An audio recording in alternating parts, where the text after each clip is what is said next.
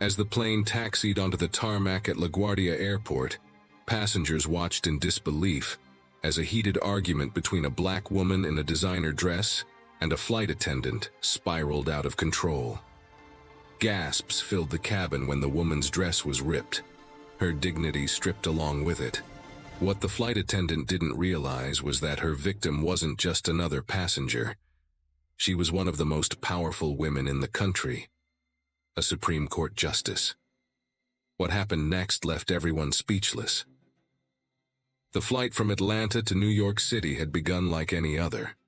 Passengers boarded with varied energy, business people engrossed in calls, families herding their children, and a few elite travelers settling into first class with the confidence of seasoned flyers. Among them was Justice Elaine Patterson, a well-known figure in the legal world but largely unrecognizable to the general public outside the courtroom. Elaine, dressed impeccably in a custom emerald green Valentino dress and carrying a sleek Louis Vuitton tote, embodied elegance. Despite her status, she preferred not to draw attention to herself. She was traveling to New York for an important judicial conference on civil rights. The first signs of trouble appeared shortly after boarding. The flight attendant in question, a blonde woman in her early 30s named Amanda Walsh, seemed unusually curt as passengers settled in. Her demeanor shifted from professional to hostile when she approached Elaine. "Ma'am, you're in the wrong seat," Amanda snapped, eyeing Elaine's dress with thinly veiled disdain. Elaine calmly handed over her ticket, which clearly indicated her first-class seat. Amanda's lips tightened. "This section is reserved for first-class passengers only." Elaine raised an eyebrow but kept her composure. "I am aware. As you can see, this is my seat." Amanda huffed, begrudgingly moving on, but not before muttering under her breath, "Must be nice to get a free upgrade." As the plane soared through the clouds, Amanda's behavior grew increasingly aggressive. When Elaine requested a glass of water, Amanda deliberately ignored her, serving other passengers first. Another flight attendant, sensing the tension, quietly brought Elaine her drink and apologized for her colleague's behavior. The breaking point came midway through the flight when Elaine stood up to use the restroom. As she made her way down the aisle, Amanda intercepted her. "Excuse me, but passengers like you shouldn't be walking around first class like you own the place," Amanda said, her voice loud enough for nearby passengers to hear. Elaine froze, her calm demeanor masking her growing frustration. "I'm simply heading to the restroom," Amanda smirked. "Next time, try coach. That's where you belong." Gasps rippled through the cabin as Elaine squared her shoulders. "I'll return to my seat after I've used the facilities, as I'm entitled to." Amanda's face flushed with anger. "Don't get smart with me."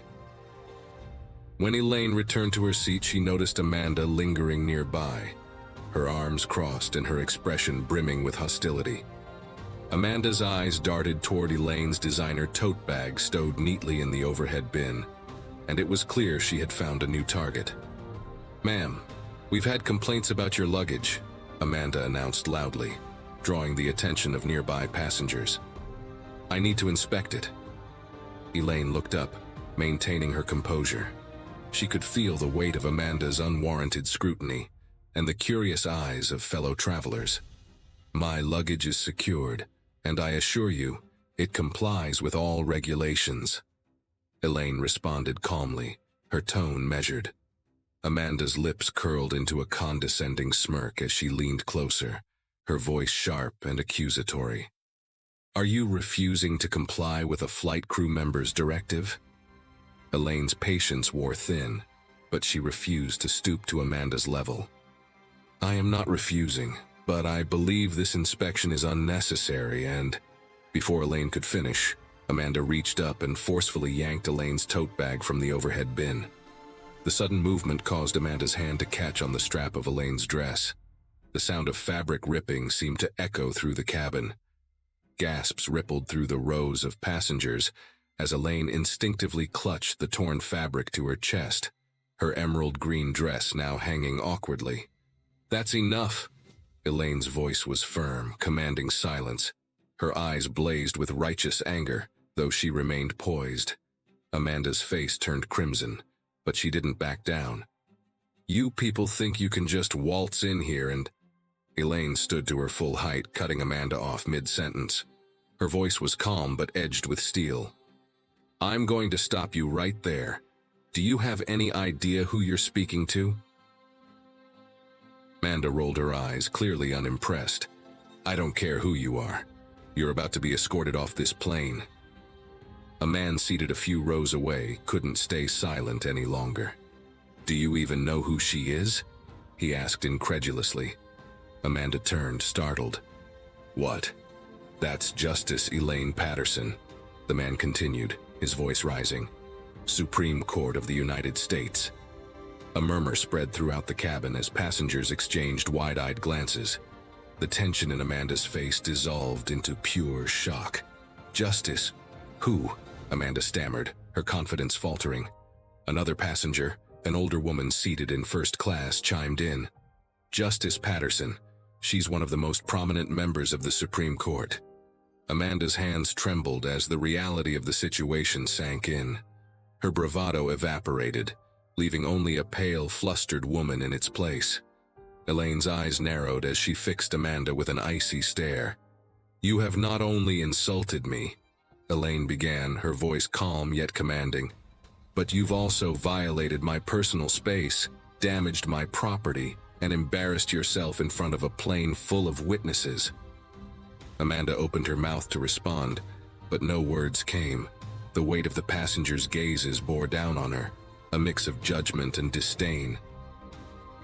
The remainder of the flight passed in tense silence.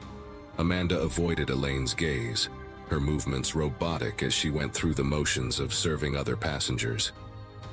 Meanwhile, Elaine sat quietly, her torn dress pinned in place with safety pins a kind passenger had offered.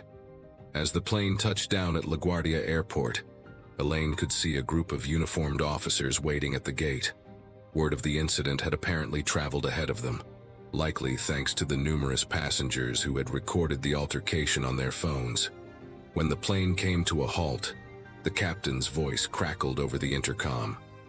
"Ladies and gentlemen, please remain seated. Law enforcement will be boarding the plane shortly." Amanda's face drained of color as two officers stepped into the cabin. The lead officer spoke firmly. "Miss Amanda Walsh, we need you to step off the plane with us." Amanda's jaw dropped, but she complied, her movements stiff as she was escorted off the aircraft. Her defiance had crumbled entirely, replaced by fear and embarrassment. Moments later, a man in a crisp suit approached Elaine. "Justice Patterson, I'm the airline's regional manager. I cannot begin to express how deeply sorry we are for this incident." Elaine looked up, her expression calm but resolute. "This isn't about apologies," she said firmly. "It's about ensuring that no one else is subjected to this kind of treatment. I expect a full investigation and tangible changes." By the time Elaine reached her hotel, the incident had already made national headlines. Clips of Amanda ripping Elaine's dress had gone viral, with hashtags like #JusticePatterson and #FlyingWhileBlack trending across social media platforms. The airline quickly issued a public apology, announcing that Amanda had been suspended pending an investigation. Meanwhile, prominent figures in politics and law spoke out in support of Elaine, calling the incident a blatant example of systemic racism and discrimination. Amanda's life unraveled rapidly. The media descended on her, digging into her past and uncovering complaints from previous passengers about her unprofessional behavior. Facing immense public backlash, Amanda released a shaky video apology, but many questioned its sincerity. Elaine, for her part, remained poised. She issued a statement emphasizing the need for systemic change, urging airlines to adopt stricter policies and training to prevent such incidents. "This is not just about me," Elaine told reporters. "This is about every person who has ever faced discrimination. It's about ensuring equal treatment for all." Elaine's ordeal sparked a nationwide conversation about racial bias in the airline industry. Within weeks, she partnered with civil rights organizations to push for industry-wide reforms. Airlines across the country began implementing mandatory diversity and sensitivity training for employees, and new policies were introduced to address passenger complaints more effectively. For Amanda, the consequences were severe. She lost her job and struggled to rebuild her reputation. Her story became a cautionary tale, serving as a reminder of the damage caused by unchecked prejudice. Elaine, however, used the experience as a platform to advocate for change. Her calm yet powerful response inspired millions, proving that even in the face of humiliation, dignity and perseverance could prevail. Through it all, Elaine's unwavering resolve reminded the nation that justice doesn't stop at the courthouse. It extends to every corner of society, even 30,000 feet above the ground.